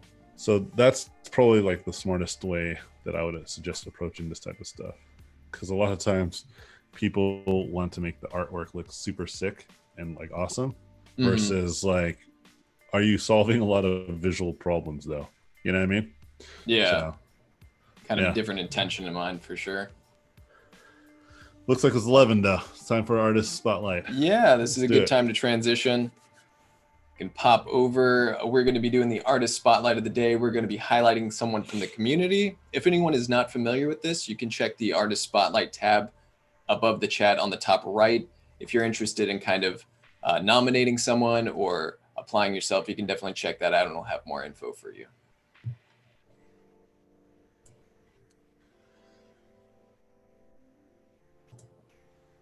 Got it. Okay.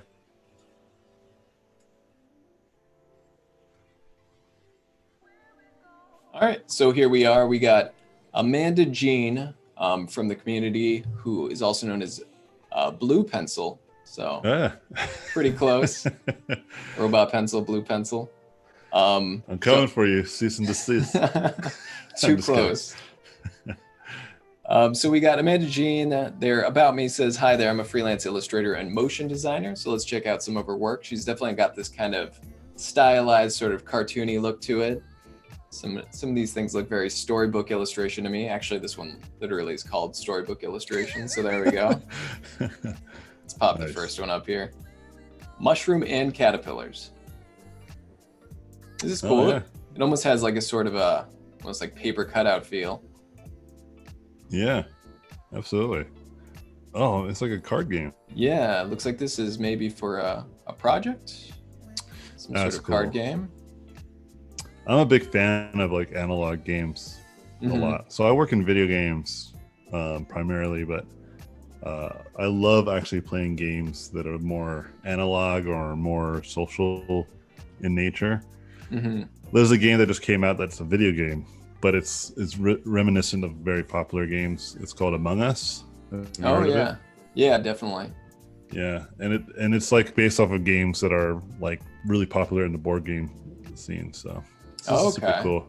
Yeah, and this is cool. I don't know if this is like an actual project that's out there and finished, or if these are just mock-ups to kind of present it. But either way, I think it's presented very like, you know, this certainly looks like this is a real project. Cool. And this is the whole full board game. So we got the board game itself, or the board itself, and it has a nice kind of consistent style throughout it. It's cool to be able to see all these cards presented together to kind of see how they relate. Yeah, this is looking good. Let's pop to the next one here. We got Scoots McGee, which I was looking at this before, and I think this is a sort of branding project for, I think, a scooter company. So interesting to see some like board game and then something that's a little bit more branding oriented as well. Same thing, some really nice mock-ups. Got clothing, logos, some of the sketches for the logos. Yeah, super cool. It reminds me of Fallout. Oh yeah, another video game. I'm like all video game references.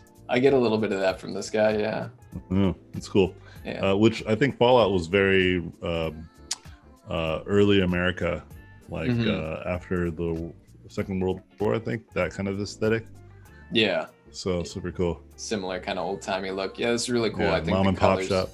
For sure. I think the colors work really well. I think it's neat to kind of see this illustration idea, but in a branding context. Here we got some character designs with some line sketches. A lot of super cute facial variations. Yeah, these are nice. Yeah, although I don't paint this type of stuff or draw this type of stuff, I'm actually very much in love with very styled, very charming artwork. In fact, I've just been recently doing more charming and more stylized artwork, specifically to broaden my audience. Because when I was looking at my audience metrics on Instagram, it said like 80% males versus 20% female. And I was like, oh man, like I think a lot of the stuff that I teach doesn't necessarily fit on one lane, if that makes sense. But I can see how my art does. And so I'm like, oh, maybe I should mix it up a bit. So it's cool to see this type of stuff because I feel I need to do more of this stuff myself.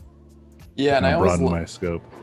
I always like how much of a focus there is on just like big shapes and that kind of thing, because that's really what this kind of design, what it comes down to. There's definitely some really nice shape variations here, like tall versus kind of wide, and playing around with different swooping shapes. So these are really cool. And then we got that as storybook illustrations. So there's like a lot of common threads throughout this portfolio, which I think is cool, but it's also kind of interesting to see those techniques and styles pushed a little bit, because this definitely has that sort of paper cutout feel with a lot of texture, and it looks like it was drawn by colored pencil or crayon or something like that.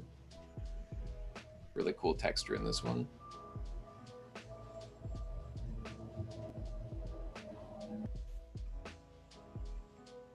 Yeah. Oh, that one's spooky. I can Got give the some. spooky one. The thing is, what's missing there is several arms coming out of everywhere. That's what you get. You just got to draw several arms. And 4 to 6 at least. Yeah, like my designs. It'll fit perfectly in there. I love the texture in these. It really really reminds me of a lot of like kids books. I remember as a child, and just this kind of overall You were a style. child once? You know, long ago. I mean, so they say. That's my story. Yeah, this is cool. Yeah, really heavy texture. I like that. I don't know if this actually was done traditionally, but it certainly looks traditionally done with all the texture. Either way, looks great. If I had to guess, I think it's actually done digitally. Really? Yeah. So, which is even cooler. Yeah, There's a couple things giving it away. One would be the actual background texture. Mm-hmm. Right? It's really uniform. And then also, like I recognize that kind of brushstroke, you know, with tools like in Photoshop. Yeah. But it's to your point. This could be very well be like color pencils. It's super close. And if it is actually color pencils, then my bad, dude. I'm sorry, Blue Pencil. I should have known better. I mean, it's cool to see like how much, I don't know, digital tools have been able to kind of replicate that traditional feel. Oh yeah. Because you certainly see that a lot in a lot of digital artists who are pushing that more traditional look. But yeah, I think you may be right, just because so much of their stuff is probably digital. Like this is certainly doesn't have that kind of traditional storybook look and feel as much. But this has got almost like a more modern cartoon look to it. Yeah, this is super cool. I like this. Kind of reminds me of Adventure Time a little bit. Some sort of a cartoon you might see on TV. Absolutely. Even the expression of the horse, it's got a lot of personality to it. Yeah, I need to work on that stuff, man. Personality. Yeah, that's something I've been thinking about a lot lately too. Yeah, these all look like they're kind of shots from like modern cartoons. So it's kind of cool to see this storybook shift over to more animated. Ooh, we got another spooky thing here. A little gargoyle bat. Yep, just need 17 more arms. Then we're good, dude. AJ, the art director. More arms. Get it back to me later. You just need 17 million more arms, yeah. Oh, okay, and some 3D work as well. So a little 3D collage here. Very nice. Oh, yeah. I'm wondering now if they listed, no, it just says 3D work. I was curious if they have any specific software they're using for this. Got some environment designs, some character designs. Oh, like a little low poly sort of design. That's cool. Looks like it could be a game asset. Absolutely. Or a origami boat. Something a little bit more realistic. That's cool. Material differences there. Yeah, this is neat. Exploring kind of different 3D techniques. Right on. Oh, we got a little demo reel. Okay. Try to keep the volume down, so. Yeah. I'll do the audio. That's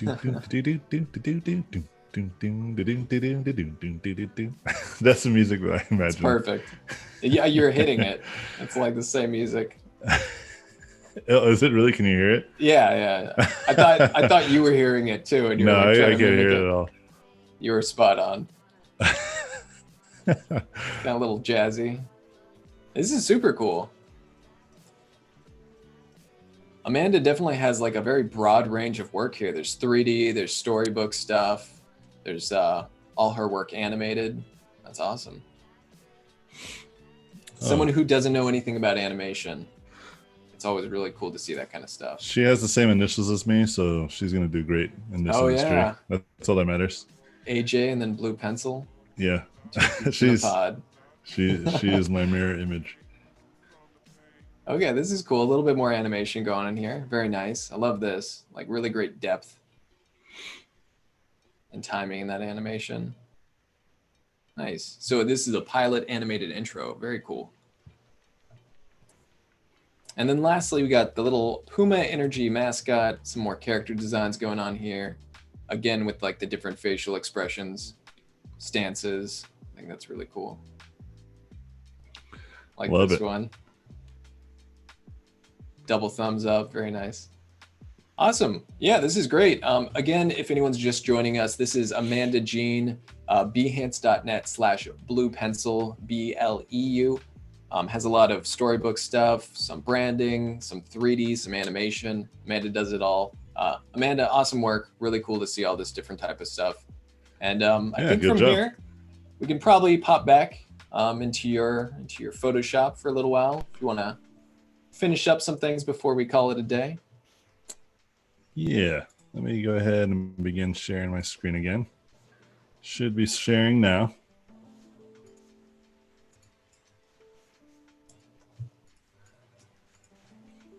All right. Cool. All right. Well, I mean, since we have very limited amount of time left, I can just answer some questions. So Yeah. if you got questions, I got answers. I kind of had a question on the topic of what you were saying about just speed and iteration with clients. Is speed something you feel like just comes from practice, time, and experience, or did you make conscious, specific efforts to improve your speed? Both. So both are true, right? Let's put it into a different context, right? So like when you first started learning how to drive, right? It was like a thing, right? Like you didn't know how to brake properly or accelerate, all these types of stuff, right? Mm-hmm. And but as time went on, you got more and more efficient with how to do all that kind of stuff. You know what I mean? And that's kind of the point, right? Like you're just going to get better at something, more efficient at it, and you're going to ultimately get faster at it than the first time, right? Maybe you're like driving like 5 miles an hour out of your parking lot because you're just so nervous, you know? Mm-hmm. But eventually, you now go the speed limit, maybe even a little bit faster because you feel that much more confident with the ability of driving. Okay. Now, the other one is true too, where you make a conscious effort. Okay, like you were mentioning too, right? And so the strategy behind that is that you essentially begin creating a systematic approach to getting faster.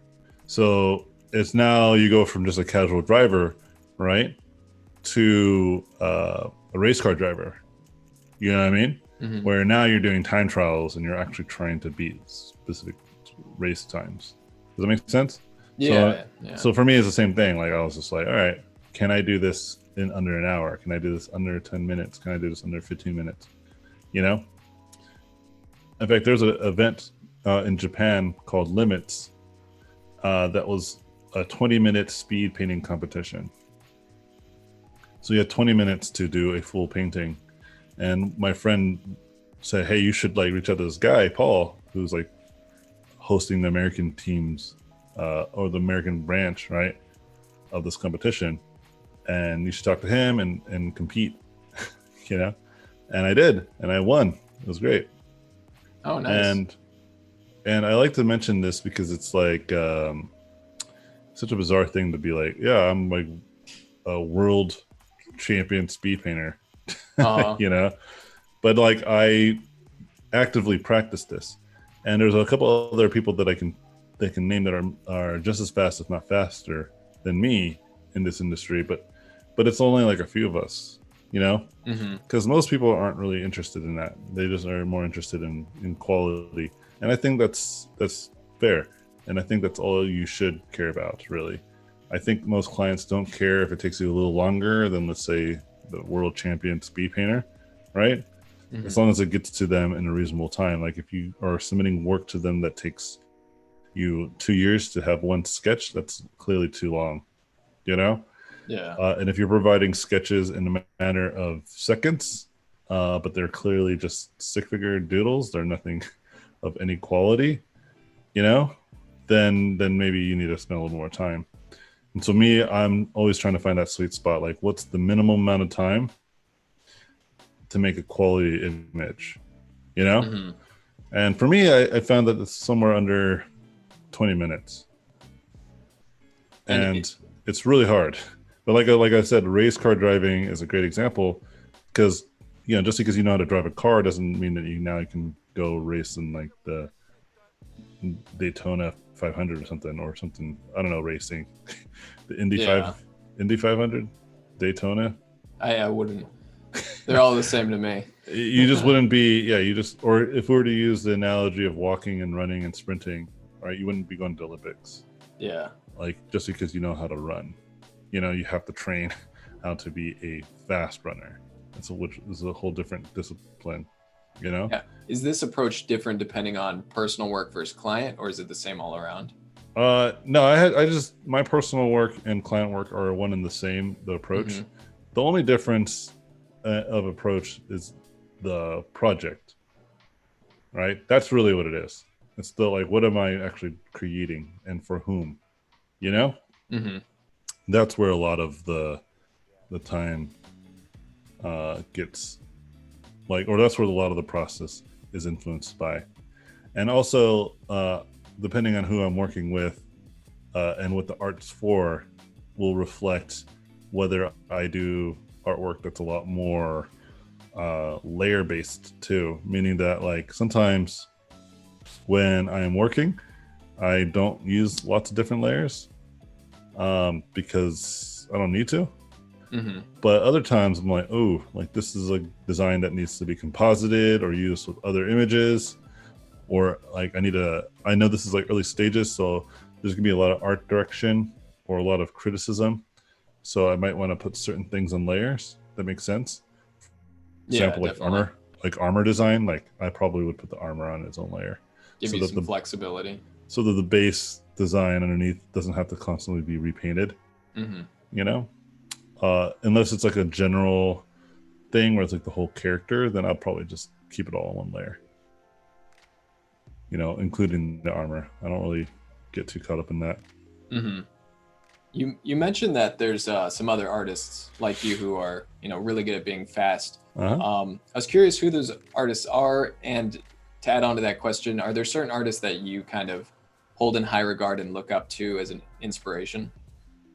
A couple of people that I think are pretty quick is John Park, and then another one is an artist that goes by the alias Sparth. Oh yeah. And then another artist that I think people don't know about, but he's pretty quick, is my buddy not Mache. Mache's really fast too. Mateus Virasult. I always have a hard time pronouncing his name. Mache's actually pretty fast too. Mache Kachara. There's a lot of people that are pretty fast that people don't know about. And what I mean by a lot, I don't mean like just like hundreds of thousands. I mean, like, there's like a few dozen of us that are pretty quick. Yeah. Which I probably should reframe that. There isn't a lot, actually, if you say it in that context, thousands and tens of thousands of artists. And there's like people that are really fast, but like they do like very specific kind of stuff, like people on the streets who paint like solar systems on canvas and stuff like this using like bowls and spray cans. Like that's pretty fast too. I've seen people do like upside down art in like 5 minutes, and then it's like a portrait of somebody. But like designing and painting quickly there's very few. I think one of the things I was most attracted to about like learning to paint faster and that kind of thing was when I first started, I had a lot of perfectionism that I was dealing with. Yeah. And then it's like, if you spend, a month on a painting, you're so emotionally wrapped up in it. There's so much writing on it because it's all you've produced that whole month. But I found that like, if I do something in, an hour or 2 hours and it fails and it bombs, it's no stress because I'm just going to do another one after. So I felt like, those sketches really helped kind of just make everything more relaxed, even though you're trying to do them faster, which almost seems counterintuitive. Yeah, man. Yeah, speed for me was just like a thing where I realized that if I can get stuff done faster, then I have more time. Yeah, absolutely.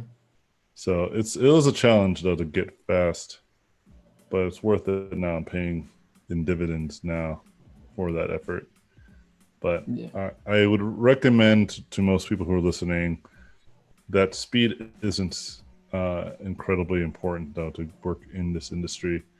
And I don't mean that in like you shouldn't have some ability to do something quickly. I'm saying like a lot of people aren't going to just be like, oh yeah, like we want you to get this done in half an hour. you know. Hmm. In fact, the opposite happens with me where people are like, well, you could take your time. We have time. We don't have to do it all right now, And Yeah. I'm like, yeah, I can do it. And Nice. so like I have the opposite where people tell me to slow down. It's a good place to be, I think. Yeah, We also do have a question. This may be one of the last ones before we wrap up, but from Quinn in the totally. chat, who says, advice for people coming into the field today. Yeah, so my advice is pretty much the same. You can only do a couple things, right, in this industry, which you have control over. One of them is the ability of your work, right? Like focusing on the quality of it, right? You only have control over that. And the next thing is that you have control over, the only other thing that you have control over is the people you make friends with, right? So essentially like networking. But I like to think of it more about like making friends rather than networking. Okay. Hmm. And those are the only really things you can control. If 2020 has shown us anything, that there's a lot of things out of our control, you know? But, working on your art and making new friends, and that's even harder these days because even this whole stream would have normally been done in San Francisco. You guys would have flown me out. I would have done it out there, Um, Hmm. but I'm still able to meet you guys online, still talk, make buddies. We were talking about you guys going hiking before we joined the stream. That's like friendly chatter. That's the kind of way you should go about interactions with people in a professional setting and as well as a personal setting, you know? And Yeah, then, yeah, just keep making good artwork because people will find your work and will, appreciate it. Right. And definitely. so if you try to control for other stuff, like I have friends and students who say, I applied for this job and I haven't heard back from them, and they really let the insecurity seep in and really kind of drive their mentality. And like I said, you don't have any control whether studios have openings or the studios are even hiring, or even more importantly that they don't have any need for you, right? Like maybe they are hiring, but you just don't have fit the style, whatever. You don't really have as much control over that as you do just getting good. I do so many good paintings and so much art and sharing that I get like offered opportunities and freelance and jobs pretty much every week now, and all Hmm. I do is just share my work all the time. And even this art directing position that I got was from working with somebody in the past. And they were asked, like, do you know anybody that you would prefer to have as an art director working on this project? And he's like, yeah, this guy, that I worked with, I really like him. And that's how that started. So that goes back to the friendship part of it. We're buds, For sure. And Yeah. so really that's the only thing you have control over. Everything else is just a distraction.